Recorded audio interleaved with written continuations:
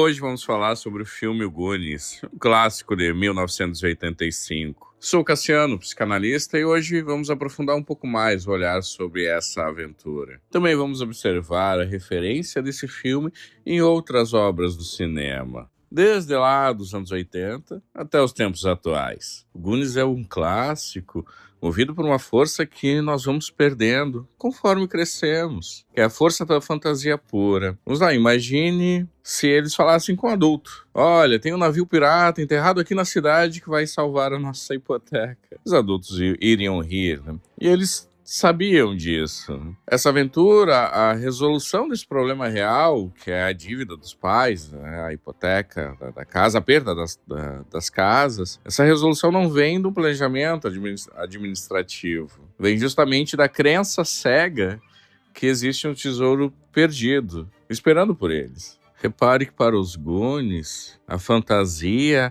é a única ferramenta que eles têm para enfrentar a realidade do mundo. E é justamente nessa fronteira entre o que é real e o que é da imaginação que o filme esconde seus maiores segredos. E isso é fantástico. E aqui vamos olhar para alguns com mais detalhes. Agora vamos pensar num símbolo, numa marca registrada. Se esse filme tem um símbolo, qual é o personagem? Em quem você pensou? Provavelmente sua resposta foi Slot. Esse é o personagem mais icônico do filme. Ele representa o coração dos Goonies. Repare na relação entre o gordo e o Slot. É um espelhamento muito bonito do filme. Me parece um pouco sutil, não sei, acho que para algumas pessoas deve ter ficado um pouco mais claro, para outras nem tanto. O que você acha? Você reparou a relação, a semelhança entre eles? Vamos lá, ambos vivem uma dor da exclusão de uma maneira diferente, são intensidades diferentes. Nessa posição que eles se encontram, que tem aí uma conexão mais profunda. O gordo, ele é aceito pelo grupo, mas tem sempre algo que parece sobrar, uma ressalva. É ele que fica para trás na corrida de bicicleta, ele é obrigado a fazer a dança do gordo para poder entrar na casa. Ele carrega essa marca do excesso, de uma inadequação. Ele está dentro, mas nas margens, nas bordas. Agora, o Slot, ele vive isso ao extremo, é uma exclusão radical, ele está acorrentado, jogado no porão. Vemos ali uma exclusão total. E existe esse encontro entre os dois, entre a margem e a exclusão no total. E eles criam um laço. Tem a empatia, tem afeto. E esses personagens estão mais integrados. Dali nasce uma relação, um novo olhar, uma empatia. Mas vamos olhar para essa cena, vamos falar sobre ela, que é puro suco de nostalgia. Podemos fazer uma leitura até mais adequada. Então, o gordo, ele fica para trás e acaba então no quarto junto com o Slot. E ali acontece esse espelhamento perfeito. Dois sujeitos que sabem exatamente o que é uma rejeição, né? O que é essa dor da rejeição. Cada um com a sua camada. E o que salva eles é um pedaço de chocolate. É esse gesto, essa simplicidade de dividir o alimento, que o gordo reconhece o Slot como igual, mas também como sujeito. Ele introduz ali um afeto no sentido de um carinho, onde só existia a violência. Não tinha nenhum olhar para o potencial.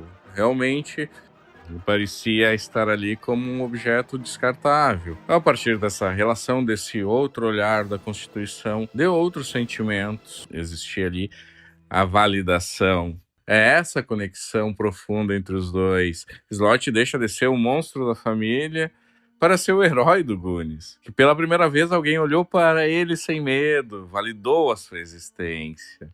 Aquela cena, ele rasgando a roupa e assume o símbolo, né, do Superman. É Slot escolhendo o seu ideal. Ele se liberta do controle da família e salva o amigo que enxergou ele de verdade, ele como sujeito, como ser humano. Ele é o herói que salva o grupo. É interessante pensarmos, né, nessa diferença quando o adulto olha, já julga, já pressupõe, algo ruim, simplesmente pela aparência, pela imagem. Enfim, acho que tem aí uma crítica também forte.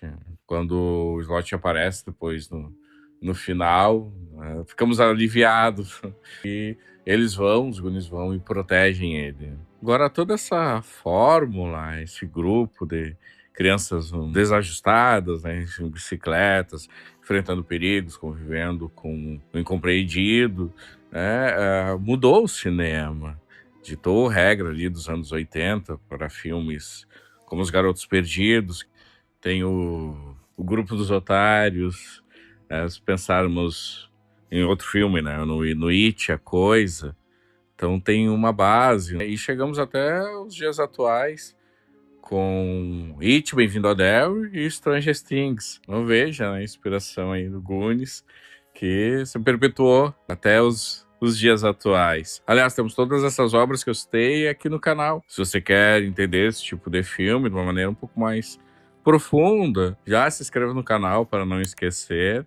E temos uma playlist só dos filmes clássicos, entre outros que, se você gosta desse conteúdo, vale a pena acompanhar. E nessas obras que eu mencionei, vemos um mergulho no inconsciente em It, Stranger Things, e em Goonies temos essa representação muito clara do subterrâneo. Então eles fazem ali, os Goonies, um mergulho no próprio inconsciente. Vamos lá, pense bem. A superfície como o mundo da consciência. As regras dos adultos, os problemas que eles não sabem como resolver, como lidar. Agora o subterrâneo, o lugar onde o tempo não passa. Repleto de armadilhas, o esqueleto do passado. Podemos interpretar como fantasmas ali do passado. Tem as correntes de água que puxam eles para frente. É um terreno desconhecido, repleto de medos. Conteúdo recalcado, podemos pensar, né? Essa descida é uma jornada de amadurecimento. Eles entram como crianças assustadas, querem ali uma resolução, mas cada obstáculo que eles enfrentam naquela escuridão, eles vão se forçando a crescer, eles são forçados a crescer. E quando eles saem da caverna, eles já não são mais os mesmos. A infância ingênua ficou lá para trás. Temos ali a questão um pouco mais clara, com os beijos, né? A água correndo ali, algo que flui, né? Uma libido, podemos ler dessa forma. Que interessante, né? Que nessa jornada eles têm que passar pelo lendário Willy Caolho. Fantástico. Podemos ver ele como aquele que retém a primeira lei, a fundadora da nossa mente, que todos nós temos que lidar. Recalcamento originário. É a figura mística que guardou todo o ouro, todo o poder para si. Então tem uma cena crucial, que é eles na caverna e encontram o tesouro e estão pegando, né? Eu vou falar um pouco mais sobre esse tesouro daqui a pouco. Mas eles estão ali pegando o tesouro e o Mike reconhece a lei, o limite. E o Mike diz, não, essas moedas não, essas são da balança do Willy. Então tem ali uma leitura de um respeito, o ouro desse pirata, né? Mesmo estando morto. Então existe esse limite, essa lei, que pela via da psicanálise podemos ver aqui uma aceitação da castração, que vai ao encontro do que falamos sobre o amadurecimento. É o momento exato que a criança entende que não pode ter tudo, que existem regras e interdições. É aceitando esse limite que Mike deixa de ser um menino ali mimado pela infância e se torna um sujeito mais maduro. Tanto é que depois tem consequências quando essa lei não é aceita, quando mexe nesse tesouro que está na balança. E, né, no fim das contas, esse tesouro que eles buscavam funciona ali, um olhar mais psicanalítico, lacaniano, que chamamos então de objeto A. Vou tentar explicar ele da melhor forma possível. Esse objeto A é aquela ilusão que existe uma coisa quase mágica no mundo que nós tentamos encontrar. Vai resolver todos os nossos problemas, como algo da felicidade eterna, algo perfeito. Está na nossa Constituição. Pensem no objeto A como um entre, não é um objeto em si. Então, não é o tesouro, é o que circula. É toda essa aventura que está no filme. pelo viés do tesouro. Então, o objeto A, pensamos sempre na placenta, entre a criança e a mãe. É esse o sentido. Então, temos o seio, né, que é visto também como um objeto A, mas não é o seio. É aquilo que está na relação entre a criança e a mãe, mais específico entre a boca e o seio, que contorna ali na relação. Então, claro, de uma forma um pouco mais lúdica, aqui falando sobre o objeto A. E repara que no final do filme eles não ficam com o navio. O navio até parece uma forma mais rápida, né? No filme parece ser intencional. E esse navio vai embora, se liberta sozinho no mar. Perfeito, pensando no objeto A. Né? Nós ficamos angustiados, né? Olhando no navio, bom, e agora o que vai ser, né? Será que tem algum resto aí? E a fantasia plena ali no navio se afasta. E o que salva a família é realmente o resto. E nós lidamos com esses requisitos. Algo contorna esse objeto A, algo que foi mais intenso e que vai se perdendo no nosso amadurecimento, mas ainda tem alguma coisa que fica, que não é o que vai trazer a felicidade plena, não vai trazer a plenitude, mas o suficiente para existirmos, né? Como seres faltantes, como seres desejantes. Então, ali as joias, né, que sobram esquecidas, né, em um saquinho, que é encontrado pela Rosalita, tá num casaco, acho que do gordo. A Rosalita é interessante, aliás, você lembra quando ela é apresentada no filme, né? Enfim, temos muitas leituras, não podemos falar muito mais sobre esse filme, que causa esse sentimento muito bom de nostalgia, e reparem quantas camadas interessantes.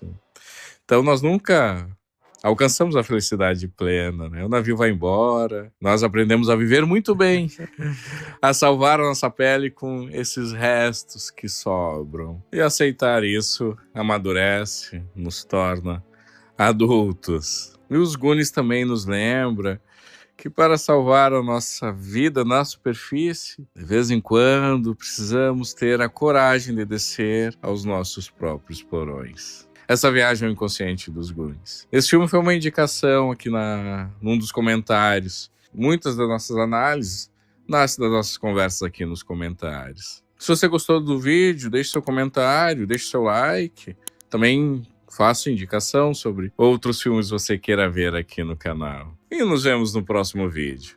Até a próxima.